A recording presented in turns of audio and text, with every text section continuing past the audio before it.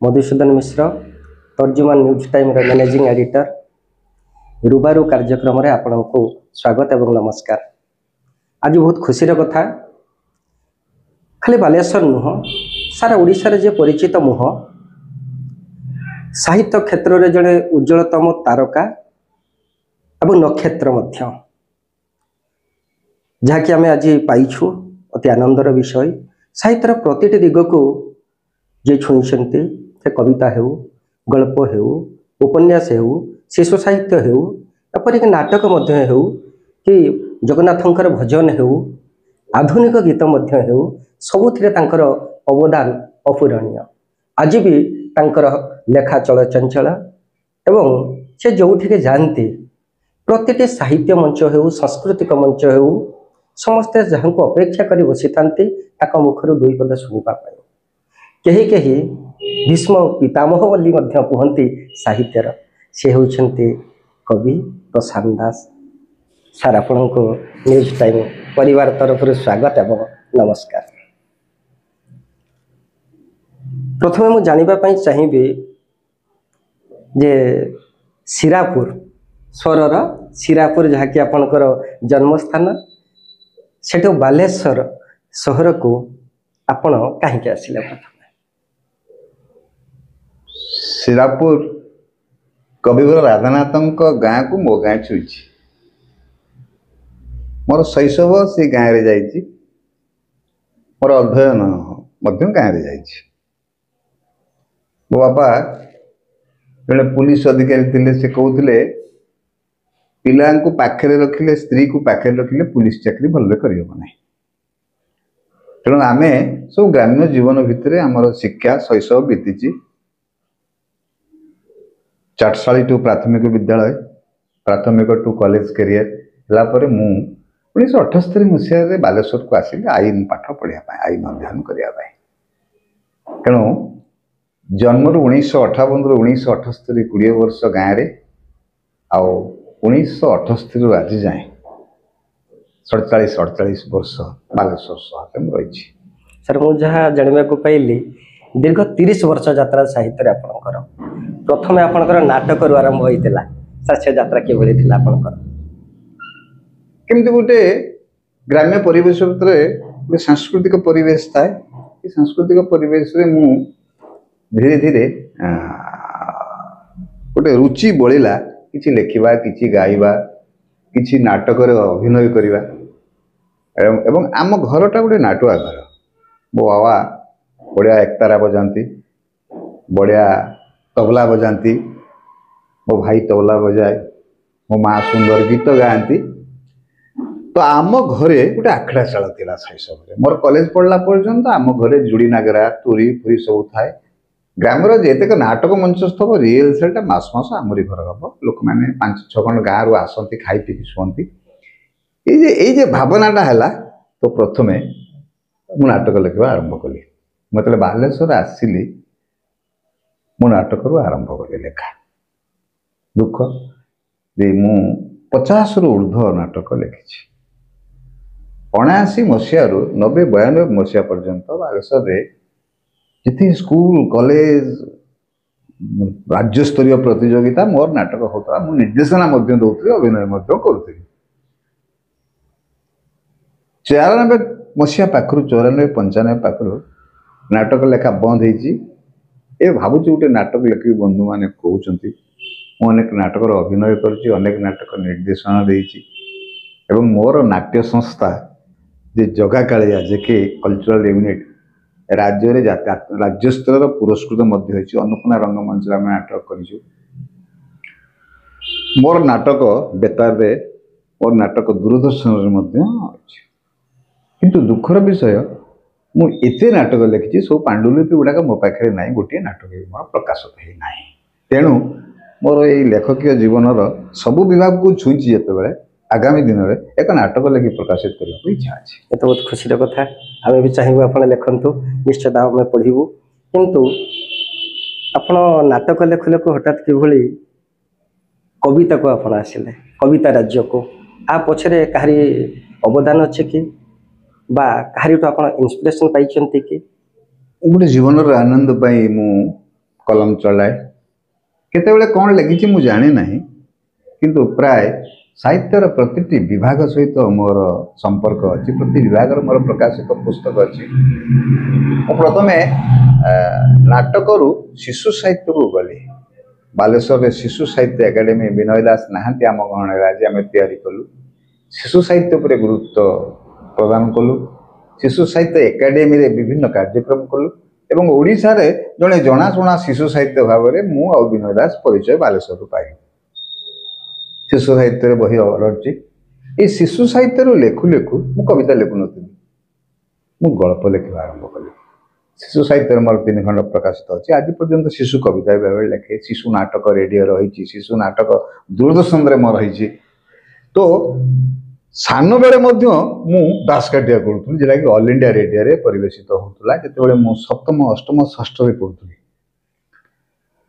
मु थे ऑफिस फेरुची ये उत्तर प्रदेश जो मैंने आसती ढुलकी बजे के रास्ता रे गीत गाती सी गोटे नरगिस टकीज पाखे जड़े साबना झीटे ढुलकी बजे गीत गाउला से गीत लाल दुपट्टा बालमल का झी सुंदर साबना झील थिला गोटे चिरा कमीज पिंधला मु दीपरे भल सुंदर गाऊ चलीगली पाखे तार जे बॉयफ्रेंड थाई पारे कि तार स्वामी थाई पारे हारमानी बजुला भंगा हारमानी पहुँचली पहुँचिक देखिली ये झीटी सुंदर देखापी अच्छी कि चिराफटा पिंची सब मत अड़ुआ लगे मुझे सरीगला मुझे 10 टंका दे बर को कहली अरे गोटे भल ड्रेस पिंधिक आनु सुंदर गीत गाँव सुंदर परिधान हेले आहरी आकर्षणीय हम कहला नाई नाई जिते परिधान आमर एमती रते लोक आकर्षण बढ़ मो मन को भारी छुएला मुसिक गोटे गप लिखिनी लाल दुपट्टा मलमल का से गपटी मोर धरित्री रे प्रकाशित है धरित्री खबर कागज आ प्रजातंत्र खबर कागज नियमित बुधवार रविवार साहित्य पृष्ठा स्थानित करते बहुत बड़ बड़ गप भी 4 पृष्ठा धरित्री दौले मु धरित्री जो सप्ताह देली किछि दिन पर से गपटी धरित्री प्रकाश पाइला तेणु मो मन बड़े गड़गला से लोक जान नी प्रशांत दास किए गप लिखुची से निवारण जेना से अन्य माने से गल्प क्षेत्र में प्रतिष्ठा थे बोल बाहर जो मु ज्ञान मंदिर था जाई देखली बाहर एवं उपेन्द्र महला बोली जड़े धरित्री करुले संपादना से मोर गप को एत भल पाइले से प्रति मास गोटे गप मोर देले दुखर विषय से बोधे 50 ରୁ 100 गप लिखी विभिन्न खबर कागज पत्र पत्र बाहर मु गोटे साहित्य रखी बही कर उद्देश्य मन नाला मु गाल्पिक हिसाब से परिचित पाइली पाई सारा मु लिखिली नीलमणिष गप बही कथारे कथारे प्रेम गप बही हजिवा गप एमती शिशु गप गछ पुओ एमती 3-4 खंड गप बही मु लिखिली से मो सागर आसिक पहुँचले गंगाधर विश्वाल जे कि औपन्यासिक कवि कथाकार से कविता लिखुले आम 2 जन परम बंधु थी आज पर्यंत भी अच्छु मोर लेखकीय जीवन सी भी गोटे उत्साह सी भी गोटे सहयोग कृष्ण महांती आ गंगाधर विश्वाल ये 2 जन मत कविता भितर को टाणी आनले मु जरी गोटे झी 1997 कलम चढ़ेली मु सेंट्रल कोऑपरेटिव बैंक रे चाकरी करे खूब अर्ली मॉर्निंग जाए ऑफिस ये रास्ता रे जाए गोटे आम बैंक आगे गोटे भंगा काठ केबिन था सी काठ केबिन रे मु जाई चाहा पिए सेटा बासी मारू क्षीर रे मरा चाहा थाए से फनी दादा बोली जड़े थाए दुकानी से करे मु जाई भंगा केबिन उपरे बसे अनेक लोक प्रश्न पचारती प्रशांत दास से भंगा केबिन उपरे कहीं बसचंती किंतु मोर से फनी दादा बासी चा क्षीर चा फनी दादा गोटे छोट चाहा दुकान कले भी तार अजुआबाद कोठा फुटा अच्छी पिला मैंने सब बहुत प्रतिष्ठित तो से बसे दिन हठात 1997 मसीहा गोटे शनिवार थाए डिसेम्बर मासर तो कुहुड़ी पड़ थाए से जरी गोटे झील मैंने केवे से आसे गोटे झील 13-14 वर्षर झीलटे से मुझे अम्फेड बाहर था कि ना कि 2 टकिया पाउरुटू जरी खसी पड़ूला से झीलटी आसला शनिवार थाए से दिन सूर्यर खरा आकाश पहलू न था माटी कुहुड़ी घेरिकी थाए झीलटी आसला गोटे बुरा पकई कांधे असना देह फुरफुर बाल सी कौन कला ना से जरी गोटे 2 टंकिया पाउरुटू जरी जड़े खसई देले बोधे से रिक्शा वाला भाई से ताको उठे नहीं रखिला बेले तार से छाती पाखु पेट्रोल दे ट्रक टे फटिगला सेतबेले बहुत लोक खराब कथा कहले से ठेकिया माने दिन रे जरी गोटांती राति रे खराब काम करंती ए कथा को मु बहन कर पारलिनी मते लागिला समाजर दुखी मनीष माननकु देखि थट्टा परिहास करूथबा लोकंक संख्या अधिक किंतु ताकर अवस्था भीतर को जाई तांको बुझिबा लोकंक संख्या खूब कम मो मन गभीर भाव रे आज छुईला तो भल लागिलानी से दिन मु ऑफिस रु छुट्टी दे घर को आसिली आसिकी कविता चलेली प्रथम कविता विधिवत कविता जरी गोटे बाझियो से दिन पाखर गोटे कवितार मोर मन है ना एमती अनेक चरित्र बालेश्वर अच्छा मु घूरी घूरी चॉइस करी खोजी मु 33टी चॉइस कली कविता जार 25टी बंचिवा चरित्र उपरे किए मुटिया किए रिक्शावाला किए बाहा न पारुवा झील संघर्ष कर बी फिर बेग्रे मु कविता लिखिली 1998 से बईटी मोर प्रकाशित है से बईटी प्रकाशित है उड़िया साहित्य गोटे दरद बादर नुआ दिग देला हेते बेलू ऋषिकेश मल्लिक धान सायंटुआ झील से प्रतिष्ठित लेखक थे तांकु मध्य ये बही तांको समाज स्कंद है सारा ओडिशा रे जरी गोटे झील गोटे चहल सृष्टि है से बहीटी मो बिकिली नाही से बहीटी राजा रामन रावेर सिलेक्शन होते भी मुझे देवी ना मु कहली ना जो मैंने दुखी मनीषर दुख को बुझंती से बहीटी दिज्व ये कवितार जो यात्रा चलला से बहीर जन्मदिन करे मोर झीर जन्मदिन करे ना से तो परवर्ती समय कथा दरकार पड़े से कविता आबृत्ति करवा पछ आड़क तो सेउटू मु कविता लिखा आरंभ कले ये कविता लिखा आरंभ कर जरी गोटे झील जड़े आसब लाउडंक उड़ाण एमती 5 खंड आधुनिक उत्तर आधुनिक और आधुनिक कविता बही मो द्वारा प्रकाशित होगा अनेक पत्र पत्रिका कविता पाइला से समय ये गप टे कमिगला परवर्ती समय एवं गप मु आरंभ कर गप ए लिखुची ये बोधे मोर कवितार जड़े शेष हो गला जरी गोटेवा झील है बोध हुए मत से जरी गोटेवा झीर गोटे सफलता मत जहाँ भी लिखिले भी गोटे कविर परिचय प्रदान कला निश्चित आपण जहाँ कहले वास्तव कथा कहले वास्तविक सत्य कथा कहले खाली बालेश्वर नुह सारा ओडिशा रे जे कि जानिथिले प्रतिभाश्री मुख्य एबे किंतु झरी गोटेवा झीर बापा बोली आपण परिचित जो मंच को जानते समस्त कहते झरी गोटेवा झीर बापा आपण तार जन्मदिन पालन करते खुशीर कथा आपण निजर झीर जन्मदिन पालन करी जरी गोटाउथिबा झीर जन्मदिन पालन करी ताहा समाज को उत्सर्गीकृत मनोभाव रे उत्सर्ग करिसंती दुखी गरीबों का जन्मदिन तो कहीं पालन करूना किए जानी जरी गोटाउथिबा झीर जन्मदिन पालन होउची बोली किंतु आपण करूछंती से तो भारी गर्वर कथा बालेश्वर माटी आपण जन गर्व किंतु ए दुख हो आपण जो कहले उत्तर आधुनिक कविता लिखुचंती आपणकर पंक्तिटी हमर मन पड़े अल्प हसिले तुमे तो लगुछ सते जे कल मेघ दुई ओठ तुम पड़ू अच्छे झरी बिंदु बिंदु अनुराग एभली भावना आपण भीतर किभली आसला मु गीत और गीत कविता लिखा को भल पाए मुझे 2000 खंडे गीत लिखिदी फकीरमोहन विश्वविद्यालय एंथम भी मो द्वारा लेखा मुझे गीत लिखे बहुत आनंद अनुभव करे तो प्रथम 2000 मसीह किछि गीत किछि गजल बही गोटे प्रकाशित कली जा ना थिला जीवन फूल जहाँ को तत्कालीन पूर्वतन मुख्यमंत्री गिरधारी गम्मांग उन्मोचन करने आसते से मो 80 वर्षर माँ से मंच रे गीत गायकी से मंच को उद्घाटन करते तो जीवन फूल से झंकार मोर नियमित गीति कविता बाहर जहाँ से गीति कविता पढ़े कि झंकार संपादक सरोज महांती एवं दीपक मिश्र सभापति साहित्य फकीर साहित्य एकाडेमी से मत खोजी खोजी आसते आम घर को गोटे कम आसी बालेश्वर गीति कविता लेखु लेखु गीत लेखु लेखु जिते सब बालेश्वर सहर में जिते विद्यालय विद्यालय जिते बड़ कथा इवन भी कन्वेंट स्कूल 50 इयर्स मोर गीत लेखा गीत लेखु लेखु मो गीत सहित डांस केमती डांस फीचर मान लेखा को आरंभ कली ये गीति कविता मोर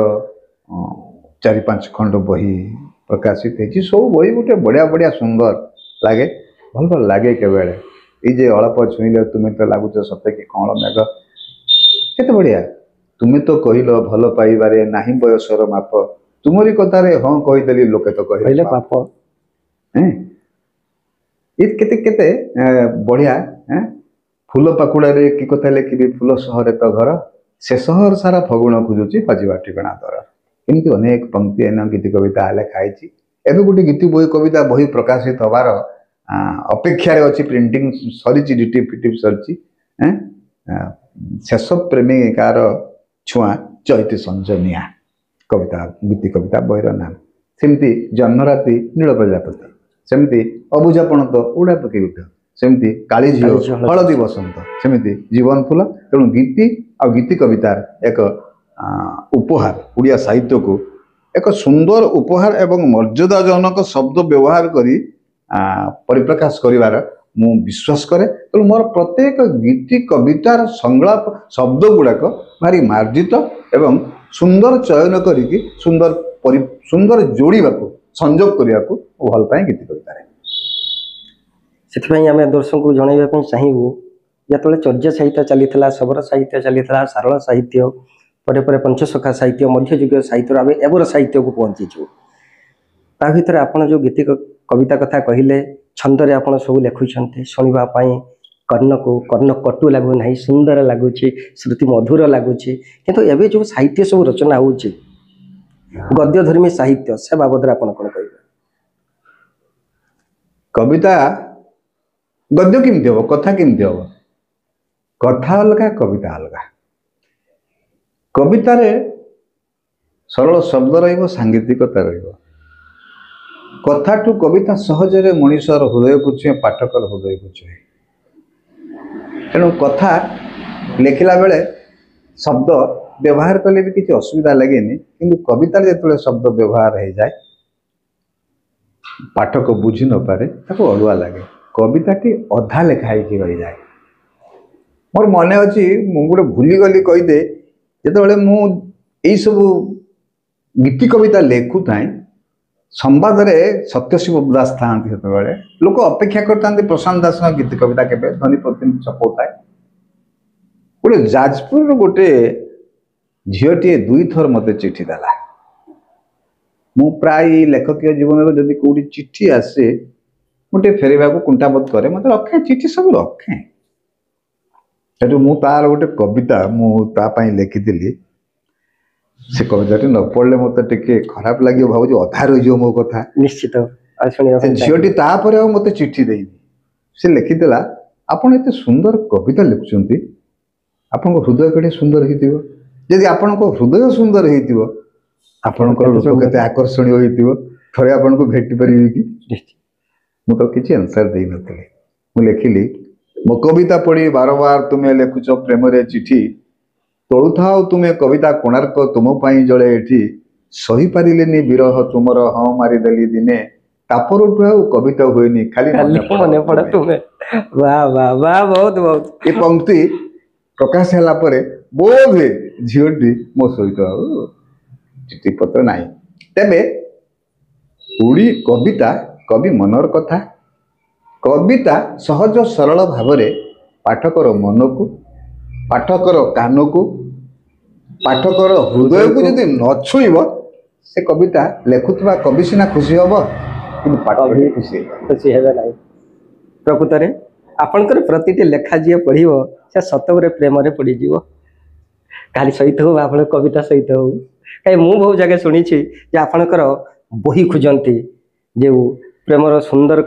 आधुनिक कविता सब लिखी पढ़ापी से मथा तले देखे शुणती एटा सत कि हाँ सत गोटे अध्यापक थे सी जीवन फूल बहीटी नहीं पढ़ी रखिदे से पाठ पढ़ाऊे जे कॉलेज छात्र छात्री थे ये नथिला बेले बहीटी काढ़ी आने ता भर किसी कवितार पंक्ति टिपी नहीं से परस्पर प्रेम करते जिते धरा पड़ा चिठी से मैंने मास्टर को दायित्व कले तुम पाठ पढ़ुच ना या करुच मास्टर आश्चर्य हेले देखला बेलू से कविता बही सब जीवन फूलर पंक्ति गुड़ाक चोरी होगी प्रेम व्यवहार हो पत्र व्यवहार तेणु प्रेम तो प्रेम हृदय अच्छी जार प्रेम कर जहाँ छुईब प्रेमर बयस ना बयस ना ବୟସ ନାହିଁ ମୁଁ ଜାଣିବା ପାଇଁ ଚାହିଁବି। ଭାରି ଭଲ ଲାଗେ ପ୍ରେମ କରି ଯେବେ କୁହା ହୁଏ ଛୋଟ ମିଛଟିଏ, ଏମିତି ପ୍ରେମିକ ନାହିଁ ଜଣେ କେହି ପ୍ରେମ କରି ସବୁ ସତ କହେ। ସତ କଥା କହିଲେ, ସମସ୍ତେ ତ ଦିନେ ନା ଦିନେ ପ୍ରେମରେ ପଡ଼ନ୍ତି। ମୁଁ ଜାଣିବାକୁ ଚାହିଁବି ପ୍ରଶାନ୍ତ ଦାସ କେବେ ପ୍ରେମରେ ପଡ଼ିନାହାନ୍ତି ତ, ବା ହୃଦୟ କାହାକୁ ଦେଇନାହାନ୍ତି ତ? ପ୍ରେମଟା ଗୋଟେ କେତେବେଳେ ପଡ଼ିଯାଆନ୍ତି ଲୋକ କହି ହୁଏନି, ପଡ଼ିଗଲା ପରେ ଜାଣି ହୁଏ ଏଇଠି ପ୍ରେମ ହେଇଗଲା। ଏମିତି ଗୋଟେ ଜୀବନ ନାହିଁ ଯେଠି ପ୍ରେମ ନାହିଁ। କିନ୍ତୁ ଏ ସବୁ ପ୍ରେମ ଗୋଟେ ପ୍ରଣୟ ରୂପ ନିଏ ନାହିଁ। ନିଶ୍ଚିତ ପ୍ରେମ ବେଳେବେଳେ ମଣିଷକୁ ଭିନ୍ନ ଏକ ଦୁନିଆକୁ ନେଇଯାଏ, ସ୍ମୃତିଟିଏ ପାଲଟି ଯାଏ। ସେ ସ୍ମୃତି ଏତେ ସତେଜ ହେଇଯାଏ, ସେ କେବେ ଜୀବନର ମରେ ନାହିଁ। ମନ ଅଛି ମାନେ ପ୍ରେମ ଅଛି, ହୃଦୟ ଅଛି ମାନେ ଯୋଡ଼ିବା ଅଛି। କିନ୍ତୁ ଅବ୍ୟକ୍ତ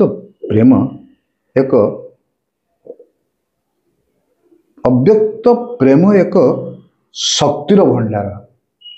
ଯେମିତି ବନ୍ଧ ଆରପାରର ପାଣି ଶକ୍ତିମାନ ଢେଉ ତିଆରି କରେ, ବନ୍ଧ ଖୋଲିଦେଲେ ପାଣି ରହେ ନାହିଁ। ପ୍ରେମଟା ଯେତେବେଳେ ବ୍ୟକ୍ତ ହେଇଯାଏ ସେ ଆଉ ପ୍ରେମ ହେଇକି ରହେ ନାହିଁ। ପ୍ରେମ ଅବ୍ୟକ୍ତ ହେଇ ପ୍ରେମିକ ଓ ପ୍ରେମିକା ପାଖରେ ଚିରପାଳ ରହିବାର ଆବଶ୍ୟକତା ଅଛି, ସ୍ମୃତି ହେବାର ଆବଶ୍ୟକତା ଅଛି। କେବେ କେବେ ଅଳସ ବେଳାରେ ନିଦୁଆ ପାହାନ୍ତିରେ ଆସିକି ଛୁଇଁକି ପ୍ରେମମୟ କରିବାକୁ ଅଛି ସେ ପରିବେଶକୁ। ନିଶ୍ଚିତ। ଏବେ ଯେଉଁ ସାହିତ୍ୟିକ ମାନେ ସବୁ ନୂଆ ଏବେର ପିଢ଼ି, ଯେଉଁ ଯୁବକମାନେ ସବୁ କବିତା ଲେଖୁଛନ୍ତି, ଆପଣଙ୍କ କେତେ ହୃଦୟକୁ ଛୁଉଁଛି ସେ କବିତା ଗୁଡ଼ିକ? ବେଳେବେଳେ ଦୁଃଖ ବି ଲାଗେ। କବିତାର ସ୍ୱାଧୀନତା ଅଛି ତା ସୃଷ୍ଟି କ୍ଷେତ୍ରରେ, ତା ସୃଜନ କ୍ଷେତ୍ରରେ, କାହାକୁ ତ ଅଟକେଇ ହେବ ନାହିଁ।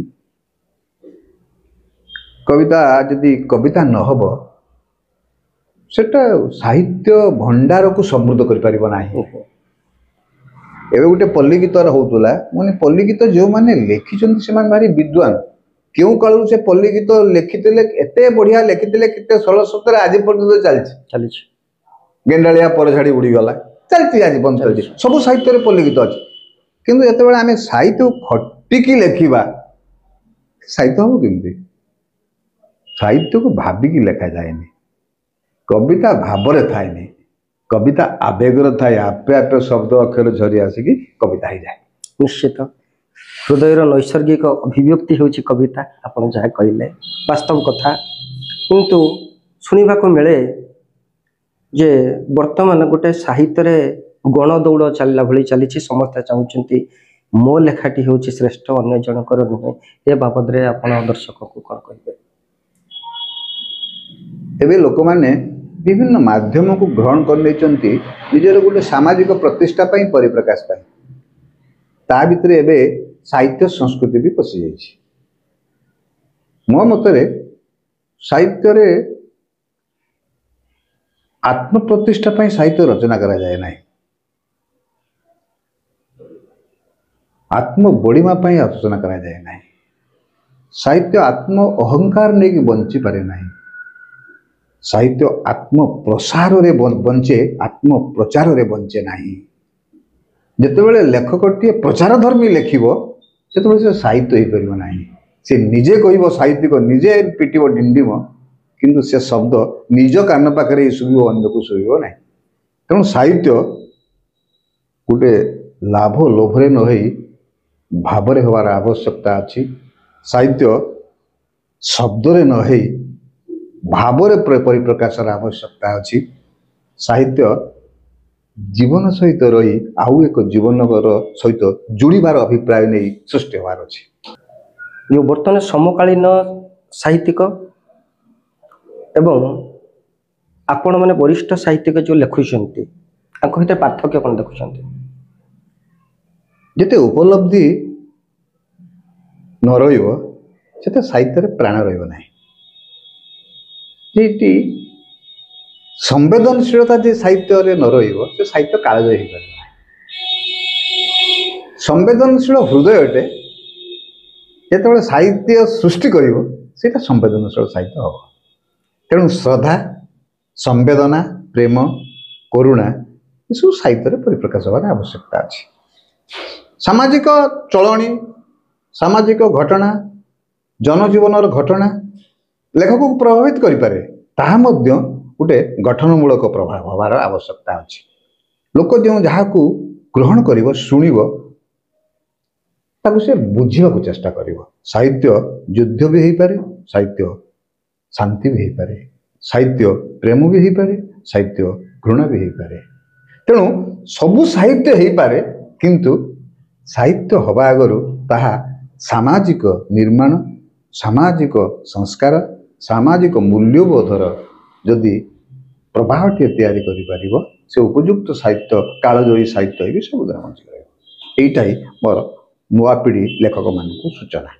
किंतु एबे किछि दिन होला सोशल मीडिया रे हम देखिबा पई पाउछु जे किछि व्यक्ति भाबुछन्ते जे पुरुष नुहे नारी मानकु बा झियो मानकु अधिक सुযোগ दिया होछि, पुओ मानकु दिया जाउ नाही।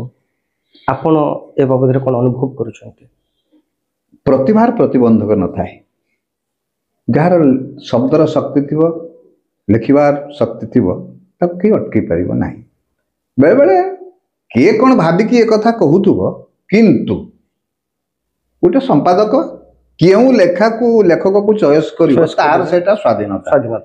से झियो अधिका हो पारे, पुओ अधिका हो पारे, किंतु आमे महीखुंट होई आमे निजको शक्त भावे सबु प्रतिबंध को एड़े सृजन सृष्टि कले आमे भी आगरे रहिबा अन्य मानक। शेषर गोटे प्रश्न मोर, वर्तमान जो शब्द गुड़िक आम ओडिया साहित्य को सब पशि आसुचे, किछि शब्द अलंकार भावी जहाँकि श्रुति कटु शब्द गुड़िक प्रयोग करा होचे कविता माध्यम ए बाबद आपण कोन चिंता करूछन्ते? कविता क्लिष्टता भितर गति करे नाही, कविता सरलता भितर गति करे। उपन्यास, गल्प, प्रबंध ये क्लिष्टता शब्द व्यवहार जाई पारे। कवितार शब्द जेते सरल हबो, जेते तरल हबो, जेते छळ छळ हबो, कविता सेते छळ छळ हबो। तथापि नुआ नुआ शब्द ओडिया साहित्य भंडार को आसु, किछि क्षति नाही, किंतु ताको व्यवहार करुथुवा लेखकटिए बुझु से केउ परिस्थिति रे ए शब्द को व्यवहार करिवे। सुंदर कथा। आपण माने बालेश्वर आगधाड़ी जहाँकि परिचित मुह कवि प्रशांत दास सहित आलाप आलोचना शुणुले। शेष आम गोटे रैपिड फायर रखीचु, से मात्र 10टी प्रश्न मुझे पचारि, आपण तार सठिक उत्तर देवे बोली मैं आशा करुच्ची। प्रथम प्रश्न, आपण तर्जुमा न्यूज टाइम रे छंती, अरे संपादक होइछंती अजिम बालेश्वरी।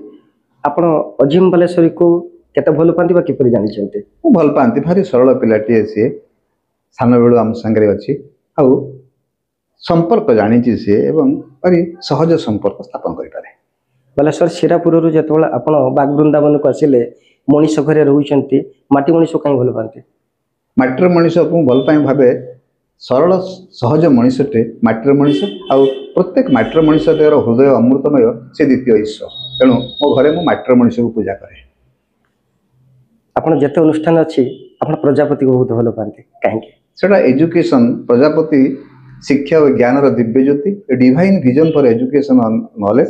जदि शिक्षा ज्ञान न रहिबो हुए तो आगामी दिन में समाज रहिबो नाही, मनुष्य समाज एक दुर्बल समय दे गति करिबो। प्रशांत दास जने रोमांटिक कवि, आपण को फूल को भल पाती? मु सब फूल को भल पाए, कारण सब फूलर रंग को नहीं मु रंगीन होबा को चाहे। ठीक अच्छे।